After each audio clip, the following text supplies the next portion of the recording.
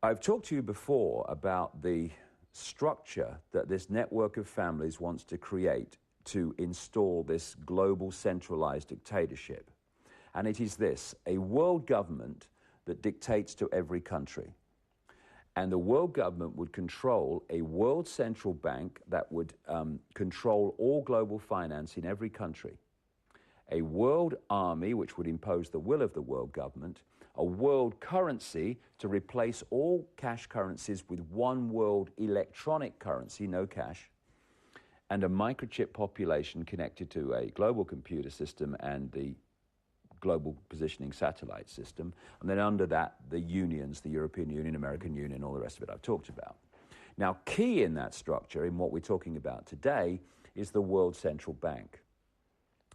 If you do not have an enormous global economic crisis that you have to find a solution for, there is no way that you are going to be able to persuade people to completely restructure global finance around a world central bank that would, not in theory, but in absolute effect, be a financial dictatorship to every person on the planet. You're not going to persuade people to do that. What do you mean we want a world central bank dictating world finance? We don't need that. Everything's fine. Leave it.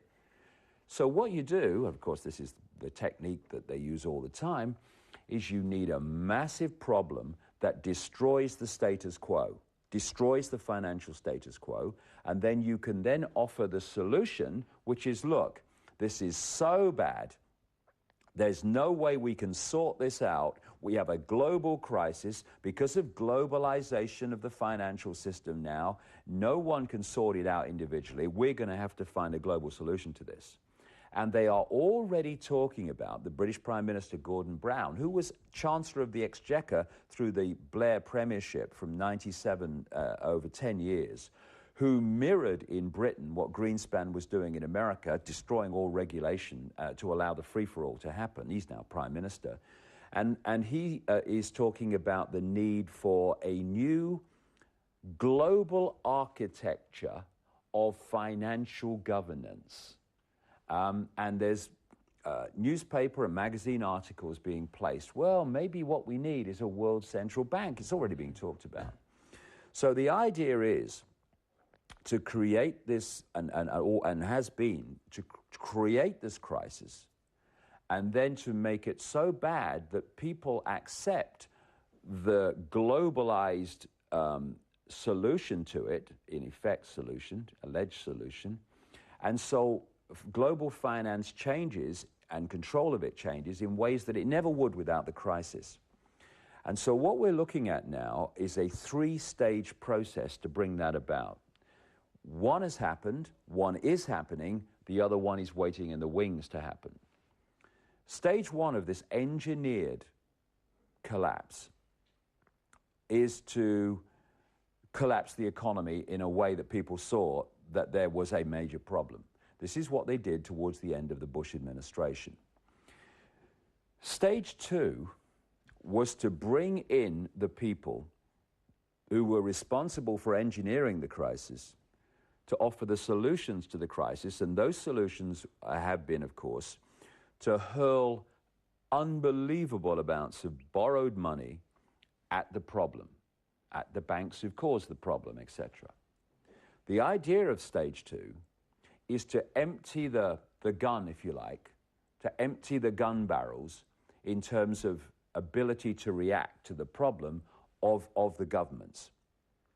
You get them to throw so much borrowed money that there comes a point there's no way they can continue to do that.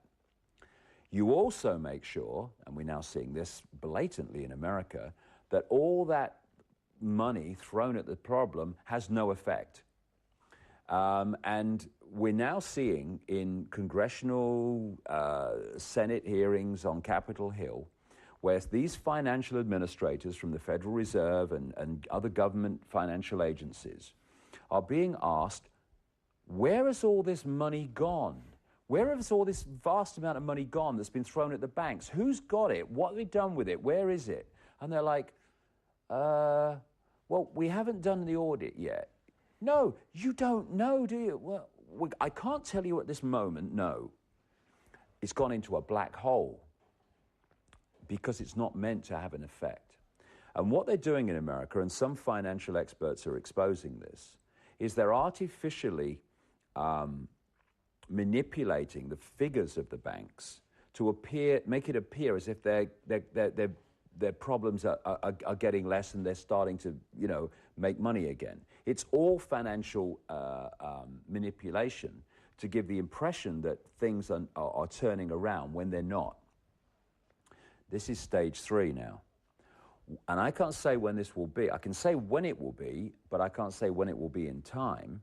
But when it will be when they decide that the barrels of the governments in terms of reacting to this crisis are empty and there's no more money or anything else they can do to react, and then they're going to crash the world economy on a major scale. And how bad will it be?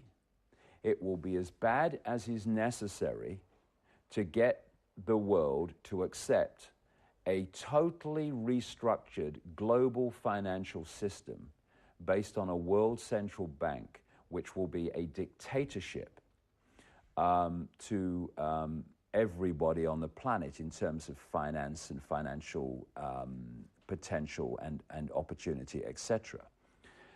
Now, what they want at the world government, world central bank level is just a mirror of what's happening in the European Union. See, in the European Union, they have the bureaucracy dictating from the center, which is what they'd want the world government to be at a world level. But they also have the European Central Bank, which is the dictator of finance within the European Union. So what will happen when they go to this world level is you'll have the World Central Bank as the prime dictator, and then it will operate down through the European Central Bank and the central bank of the other unions that are being created, like the African Union and the American Union that they're closing in on.